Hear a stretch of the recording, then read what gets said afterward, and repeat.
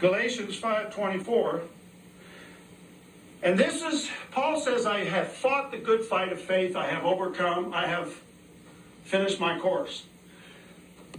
5:24 says, in the same spirit, they that are Christ's have crucified the flesh with the affections and lusts thereof.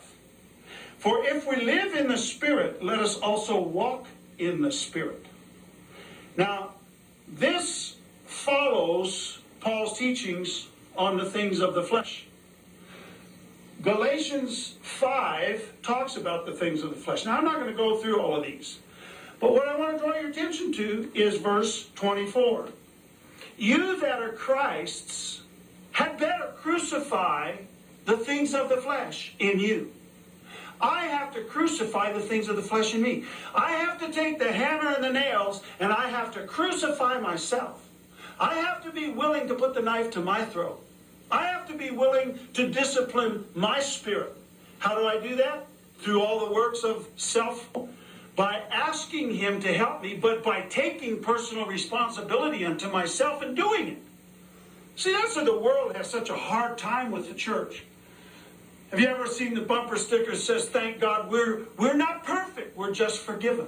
And then the other bumper sticker, a picture of a cat hanging over a chin-up bar saying, hang in there, baby, hang in there till Jesus comes back again.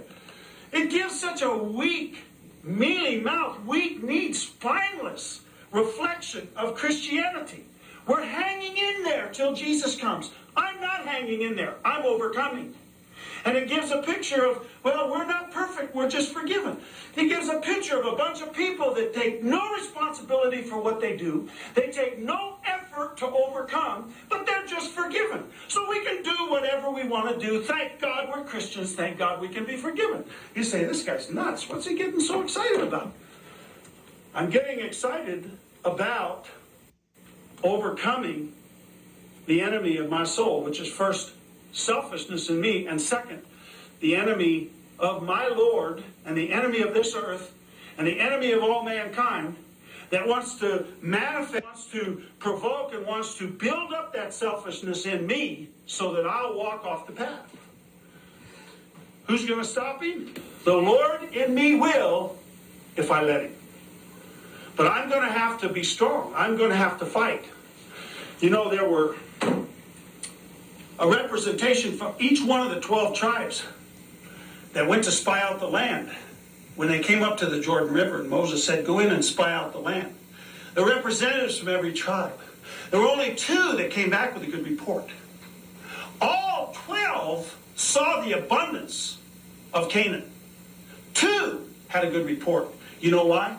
Because they had a spirit in them that was disciplined, ordered, and they were overcomers. So they saw the goodness of the land. They also saw the giants. But you know what they knew? They knew that God in them was no match for those giants. Those giants, it wasn't a match. You know what it means, no match? It means there's no contest. It means that God in them could overcome those giants. They weren't worried about the giants. But see, the people who had their eyes on self and keeping their life and saving their life, those people, they came back and gave a bad report. Yeah, the fruit's good. Yeah, the bananas are big. Yeah, the grapes are good. But the giants are huge, and there's no way we can overcome them.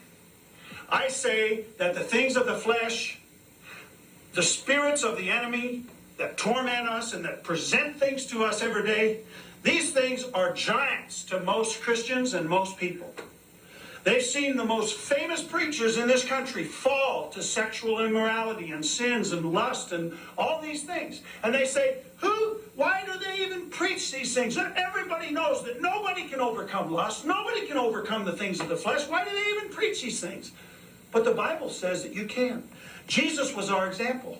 Paul, Elisha, Elijah, Esau, not Esau, who's the guy,